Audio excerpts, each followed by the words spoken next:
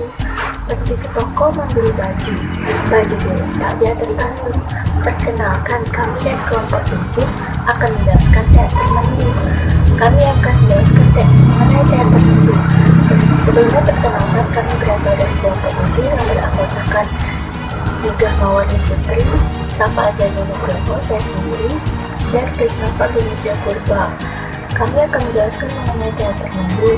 Sebelumnya kami berasal dari program studi pendidikan fisika, Fakultas Keguruan dan Ilmu Pendidikan Universitas Riau. Baiklah, kami akan menjelaskan mengenai teater Mandu. Kesenian Mandu merupakan kesenian rakyat Natuna yang berupa perpaduan antara seni tari, musik, dan teater. Ada dua versi yang menyatakan tentang kesenian ini. Yang versi pertama berasal dari Henry Chamberlain yang dikutip dari Raja Hamzah Yunus pada tahun 1997, mengatakan bahwa Mandu kemungkinan besar berasal dari Asia Tenggara. Hal ini dikarenakan kesenian Mandu yang sangat mirip dengan kesenian Mandura yang berkembang di daerah Siam, Yunan, Vietnam, dan Kamboja. Kesamaannya terutama terletak pada pementasannya yang dilakukan pada tanah lapang. Versi yang kedua yakni berasal dari B.M. Syamsuddin pada 1987. B.M. Syamsuddin mengatakan bahwa Mandu yang berkembang di daerah Bunguran berasal dari wayang Parsi yang berkembang di Pulau Penang sekitar tahun 1780 sampai 1880.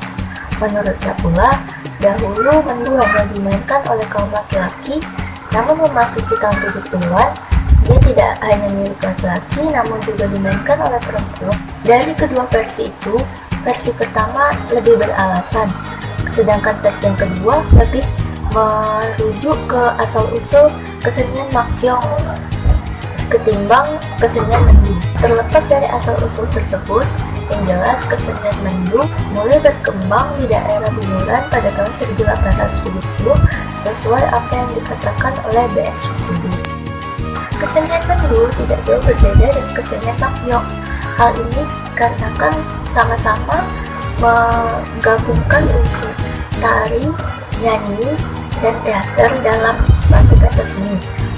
Ini juga sangat mirip dengan teater bangsawan yang menggabungkan unsur nyanyian, tarian, dan teater dalam suatu pementasan. Kesenian ini berkembang di berbagai daerah, yakni di Muran, Siantan, Nidai, bahkan Tanjung Pinang berkembang kesenian Mandu ini. Selanjutnya saya akan menjelaskan sejarah kesenian Mandu. Zaman dahulu, para saudagar, nelayan, petani sangat senang menghibur diri mereka pada malam hari. Mereka memainkan musik, nyanyian, berpantun sebagai pelepas rindu pada kampung halaman mereka. Kata menghibur diri berubah menjadi mandu karena kesenian ini menjadi tontonan yang menarik bagi masyarakat Natuna. Pertunjukan Mandu biasanya diadakan dari pukul 9 malam hingga diadakan sampai semalam suntuk. Permainan ini dipentaskan di tanah lapang atau lapangan terbuka, di mana para penonton bisa melihat sesuka hati. Kebanyakan penonton kesenian Mandu adalah petani dan nelayan yang bekerja seharian. Cerita yang dipentaskan yaitu hikayat Dewa Mandu yang apabila dimainkan secara keseluruhan akan berlangsung selama 44 malam.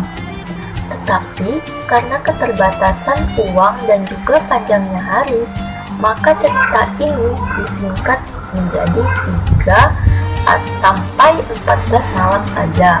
Bahkan saat ini bisa dimainkan dalam sehari hanya dalam waktu 45 menit sampai 2 jam saja, dengan mengambil fragmen yang diperlukan saja, jadi tidak mengambil semua jalan cerita hikayat Dewa Mandu tersebut, namun hanya mengambil bagian-bagian pentingnya saja.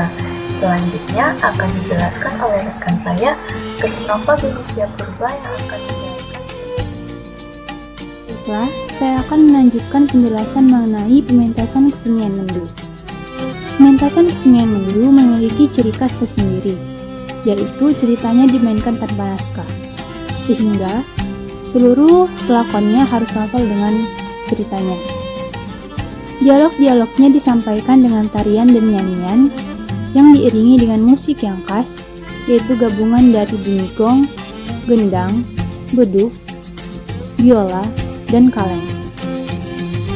Cerita yang dimainkan adalah hikayat Dewa Mendu yang diangkat dari cerita rakyat masyarakat Bunguran Natuna. Cerita ini terbagi ke dalam 7 episode. Episode pertama menceritakan kehidupan di Kayangan dan turunnya Dewa Mendu dan Angkara Dewa ke dunia yang fana. Juga menceritakan bagaimana Dewa Mendu bertemu dengan Siti Mahdewi hingga keduanya berumah tangga. Episode kedua menceritakan berpisahnya Dewa Mendu dengan Siti Mahdewi akibat perbuatan jin jahat yang diutus oleh Maharaja Laksemalik. Episode ketiga menceritakan perjalanan Siti Mahdewi sampai ia melahirkan dan anaknya ia beri nama Kiran Cahaya, serta perjumpaannya dengan Nenek Kebayan. Episode keempat mengisahkan tentang perjalanan Dewa Mendu sampai di sebuah kerajaan yang rajanya bernama Bahai Langit. Episode kelima menceritakan perjalanan Dewa Mendu ke sebuah kerajaan yang rajanya bernama Majusi. Episode keenam menceritakan perjalanan Dewa Mendu ke sebuah kerajaan yang rajanya bernama Firmansyah.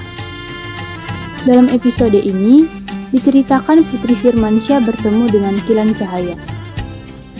Dan episode ketujuh mengisahkan bagaimana Dewa Mendu bertemu dengan Kiran Cahaya yang diawali dengan perkelahian antar keduanya. Bahasa yang digunakan dalam berdialog adalah bahasa Mendu dan bahasa Melayu sehari-hari masyarakat pendukungnya, di mana bahasa Mendu digunakan oleh para tokoh utama dan bahasa Melayu sehari-hari digunakan oleh tokoh-tokoh lainnya. Untuk sebuah pementasan, jumlah pemainnya minimal 25 orang. Panggung yang diperlukan untuk pementasan teater Mendu berukuran 4x14 meter, berada di areal terbuka, dan terdiri atas 3 bagian, yaitu ruang rias, balai penghadapan, dan arena berladun. Orang yang paling bertanggung jawab untuk pementasan kesenian ini disebut sebagai kafilah, yang bertugas mengatur jalan pementasan. Sedangkan, yang bertanggung jawab terhadap lingkungan adalah syekh. Tugasnya adalah sebagai pelindung bagi para pelakon dari ancaman kekuatan jahat. Oleh karena itu, pementasan Mendu memerlukan pohon pulai yang ditanam pada bagian depan panggung sebagai penangkal kekuatan magis yang dapat mencelakakan para tokoh. Kostum yang dikenakan oleh para pelakonnya adalah baju kurung teluk belanga bagi laki-laki dan kebaya bagi perempuan, atau menyesuaikan dengan peran yang dilakonkan. Jika keseluruhan episode teater Mendu dilakukan, maka bisa sampai 40 malam. Namun, sekarang dapat dimainkan dalam waktu 45 menit sampai dengan 2 jam dengan mengambil fragmen-fragmen yang diperlukan. Pementasan teater Mendu biasanya dilakukan dalam rangka memeriahkan sebuah perkawinan, Hari Kemerdekaan Indonesia, hari-hari besar agama Islam, juga dalam festival kesenian lainnya.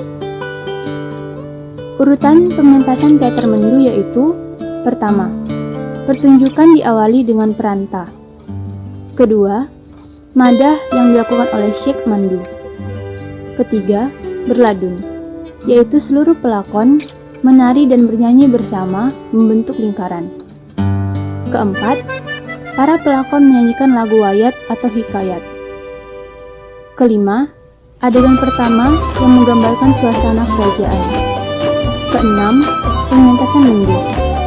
Dan ketujuh, penutupan, yang sering disebut beremas, yaitu berkemas-kemas untuk pulang. Teater Mendu mengandung pesan moral bahwa pada akhirnya kejahatan akan mengalami kehancuran.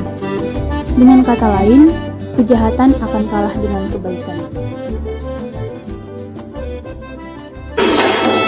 Sekarang lawan yang lain hilang senyap sekali.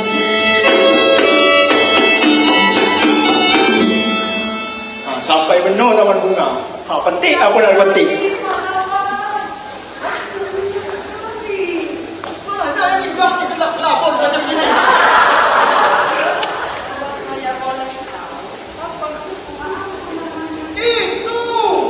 Itu namanya bunga kembang sepatu. Iya, itu atas kaki ya. Oh ini namanya bunga bakal.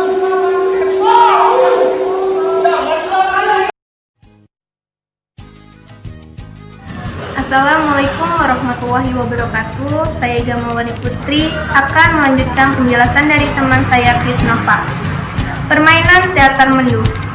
Sejarah hikayat Mendu berawal dari pulau laut yang dimainkan dan dikembangkan oleh orang kaya Madun.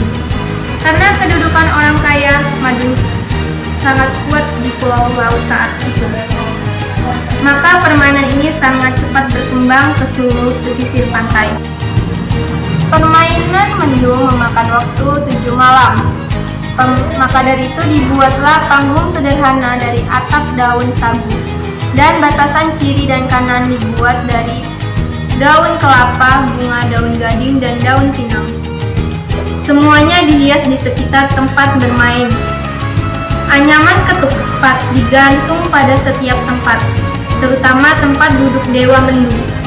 Berlandun memberi titah, dan sebagaimana ketika zaman Hindia Belanda masih berkuasa, kesenian Mendu sering dipentaskan dan dipertandingkan antara Mendu Siantan, Mendu Bunguran. Permainan ini pada saat itu menggunakan cece orang kayangan, di mana cece tersebut dibangkitkan atau dipanggil oleh orang kayangan Madun sebagai seorang bangsawan. Karena bermain dengan cece atau orang halus, maka orang-orang itu atau masyarakat sangat tertarik melihat dan mendengar alat musik dan nyanyian Madun tersebut, sehingga mereka sanggup datang dari jauh, bahkan tidak pulang bila permainan belum selesai, walau permainan sampai larut malam dalam satu episode. Permainan Mendu dimainkan oleh orang-orang banyak, yaitu berkisar 40 orang termasuk pemain musiknya berjumlah 5 orang, dengan seluruh personil laki-laki. Dan saat ini kesenian Mendu telah menyebar di daerah yang sering disebut Pulau Tujuh, yaitu Bunguran Timur, Ranai, dan Sepempang, Siantan, Terempa, dan Langit, dan Nidai. Bahkan di Tanjung Pinang juga ada grup Mendu yang anggotanya orang-orang dari Natuna. Kesimpulannya yaitu, kesenian Mendu merupakan kesenian rakyat Natuna yang berupa perpaduan antara tari, musik, dan teater. Mendu ini menceritakan kisah dari Dewa Mendu dalam membasmi kejahatan. Pesan dari kain ini adalah bahwa kejahatan akan mengalami kehancuran dan kejahatan akan dikalahkan dengan kebaikan. Itulah hasil dari presentasi kelompok 7. Kurang dan lebihnya kami mohon maaf. Wabillahi taufiq wal hidayah.